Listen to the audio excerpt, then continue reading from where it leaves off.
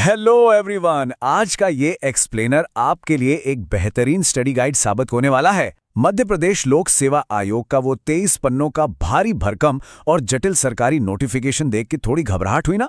खास तौर पर अगर आप पहली बार अप्लाई कर रहे हैं तो ऐसा होना बिल्कुल स्वाभाविक है। लेकिन आप फिक्र मत कीजिए, हमने उस पूरे नोटिफिकेशन को डिकोड करके आपके लिए एक एकदम स्पष्ट और आसान ब्लूप्रिंट तैयार कर लिया है। इस चर्चा के खत्म होने तक एप्लीकेशन से लेकर फाइनल सिलेक्शन तक का हर एक स्टेप आपके लिए बिल्कुल शीशे की तरह साफ हो जाएगा। चलिए सीधे मुद्दे पर आते हैं। ये जो नंबर 17 आप देख रहे हैं, अब आप सोचेंगे 17 ही क्यों? क्योंकि मध्य प्रदेश के जनजातीय कार्य विभाग में असिस्टेंट रिसर्च ऑफिसर की ठीक 17 वैकेंसीज निकली हैं। बस यही नंबर आपका टारगेट होना चाहिए। ये एक बहुत ही शानदार अपॉर्चुनिटी है और ये नंबर आपको अपना लक्ष्य तय करने के लिए एक सीधा फोकस देता है। तो हम इस पूरे सरकारी नोटिफिकेशन को कुछ बहुत ही आसान और लॉजिकल हिस्सों में तोड़ने वाले हैं। रोल क्या है, एलिजिबिलिटी, इंपॉर्टेंट डेट्स, डॉक्यूमेंट्स, ये सब हम स्टेप बाय स्टेप देखेंगे ताकि कोई भी कंफ्यूजन ना रहे और आप सिर्फ अपनी तैयारी पर फोकस कर सकें। सबसे पहले बात करते हैं कि आखिर ये जॉब है क्या। मतलब किसी भी सफर पर निकलने से पहले मंजिल का पता होना तो जरूरी है ना। एक असिस्टेंट रिसर्च ऑफिसर का असली काम क्या होता है और इसमें प्रोफेशनल ग्रोथ कैसी है। देखिए, ये सिर्फ कोई बोरिंग डेस्क जॉब नहीं है। असल में आप सोसाइटी पर सीधा इम्पैक्ट डालने वाले हैं। आपका मेन काम होगा जनजातीय कार्य विभाग और अनुसूचित जाति कल्याण विभाग की जितनी भी योजनाएं और एक्टिविटीज हैं उन्हें ग्राउंड लेवल पर लागू करना। यानी आपका काम सीधे तौर पर राज्य के विकास से जुड़ा होगा। और हाँ, इसके प्रोफेशनल फायदे सुनेंगे तो मजा आ जाएगा। ये क्लास 2 गजेटेड ऑफिसर की पोस्ट है, मतलब रुतबा ही अलग है। स्टार्टिंग में 2 साल का प्रोबेशन पीरियड रहेगा और अगर पे स्केल की बात करें तो 15,600 से लेकर 39,100 रुपए तक की रेंज है। साथ में 5,400 रुपए का बेहतरीन ग्रेड पे। सच कहूं तो करियर की इससे मजबूत शुरुआत और क्या हो सकती है। अब रुतबा और सैलरी तो समझ आ गई, लेकिन बड़ा सवाल यह है कि क्या आप इसके लिए एलिजिबल हैं? अक्सर ये जो एलिजिबिलिटी वाले सेक्शंस होते हैं ना, ये नए कैंडिडेट्स को बहुत उलझा देते हैं। चलिए इसे आपके लिए एकदम क्रिस्टल क्लियर करते हैं। तो सबसे क्रूशियल पॉइंट ये है कि आपके पास मास्टर डिग्री होनी ही चाहिए। लेकिन ध्यान रहे, किसी की सब्जेक्ट में नहीं। सिर्फ 4 ऑप्शंस हैं: एंथ्रोपोलॉजी यानी मानव विज्ञान, इकोनॉमिक्स, कॉमर्स या फिर स्टैटिस्टिक्स। और हाँ, सिर्फ पास होना काफी नहीं है, आपका कम से कम 2nd डिवीजन में पास होना मस्ट है। अब यहां पर एक चीज है जो कई कैंडिडेट्स को बहुत कंफ्यूज करती है। ये अनिवार्य यानी एसेंशियल और वांछनीय यानी डिजायरेबल क्वालिफिकेशन का क्या चक्कर है। सिंपल वर्ड्स में कहूं तो मास्टर डिग्री अनिवार्य है, उसके बिना बात नहीं बनेगी।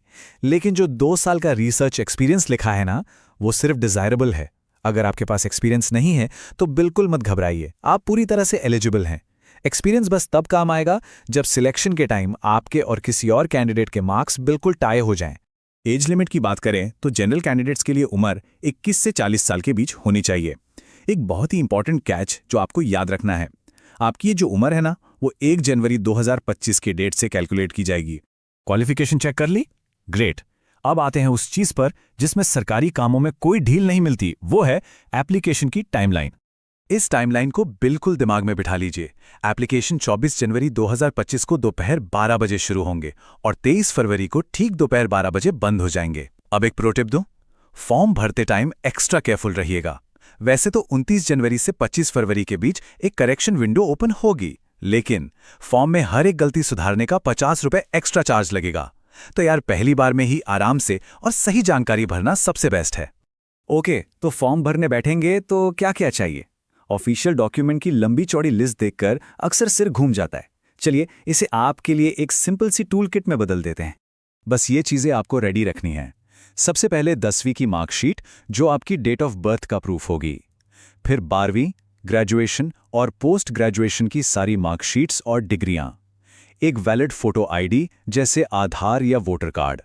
अगर आप एमपी के रिजर्वेशन का फायदा लेना चाहते हैं तो डोमिसाइल और कास्ट सर्टिफिकेट। और हाँ, अगर आपके पास वो 2 साल वाला एक्सपीरियंस है तो उसका सर्टिफिकेट। ऑनलाइन फॉर्म भरने से पहले अगर ये सारी चीजें आपके पास होंगी तो आपका एप्लीकेशन प्रोसेस एकदम मक्खन की तरह स्मूथ हो जाएगा। चलिए आगे बढ़ते हैं। फॉर्म तो भर दिया, अब क्या? अब बारी है ये देखने की कि आपको फाइनली सिलेक्ट कैसे किया जाएगा। ये पूरी चुनौती पार कैसे करनी है। ये पूरा सिलेक्शन प्रोसेस एकदम स्ट्रक्चर्ड है। सबसे पहले होगी आपकी OMR based objective written exam. इसके बाद कमीशन एक प्रोविजनल आंसर की जारी करेगा। अगर आपको लगता है कि कोई आंसर गलत दिया गया है तो आप 100 रुपये पर क्वेश्चन देकर ऑब्जेक्शन उठा सकते हैं। आपत्तियों के बाद फाइनल आंसर की और रिटन का रिजल्ट आएगा और फिर लास्ट में होगा इंटरव्यू, जिसके लिए टोटल वैकेंसी के 3 गुना कैंडिडेट्स को बुलाया जाएगा। अब आपके दिमाग में एक बहुत ही ऑब्वियस सवाल आ रहा होगा कि भाई सिलेबस क्या है, पढ़ें क्या? इसका जवाब कमीशन ने खुद दिया है। फिलहाल नोटिफिकेशन में सिलेबस नहीं है। उन्होंने साफ कहा है कि परीक्षा की योजना और सिलेबस बहुत जल्द वेबसाइट पर अपलोड किया जाएगा। तो आपको बस एक काम करना है, तैयारी शुरू कर दीजिए और MPPSC की ऑफिशियल वेबसाइट पर रेगुलरली नजर बनाए रखिए। अब इस स्लाइड में जो इंस्ट्रक्शंस है ना, वो सच में बहुत इंपॉर्टेंट है। खासकर जो लोग पहली बार एग्जाम दे रहे हैं उनके लिए जानना बहुत जरूरी है कि OMR शीट पर आपको सिर्फ और सिर्फ ब्लैक बॉल पॉइंट पेन ही यूज करना है। गोलों को पूरा डार्क करना है। पेंसिल, इरेजर या व्हाइटनर लगाने की गलती बिल्कुल मत कीजिएगा, वरना मशीन आपकी शीट चेक ही नहीं करेगी। सीधा सा रूल है, नो मिस्टेक्स। तो इस भारी भरकम नोटिफिकेशन के हर एक पेज को हमने डिकोड कर लिया है। अब सवाल यह है, क्या इस क्लियर ब्लूप्रिंट के साथ आप उन 17 प्रेस्टीजियस असिस्टेंट रिसर्च ऑफिसर की कुर्सियों में से एक पर अपना दावा ठोकने के लिए तैयार हैं? मुझे पूरी उम्मीद है कि इस एक्सप्लेनर ने आपका कॉन्फिडेंस बढ़ा दिया होगा और अब आप पूरी तरह से तैयार महसूस कर रहे होंगे। तो बस अपने डॉक्यूमेंट्स कलेक्ट कीजिए, ऑफिशियल अपडेट्स पर नजर रखिए और अपने लक्ष्य की तरफ पहला कदम बढ़ाइए।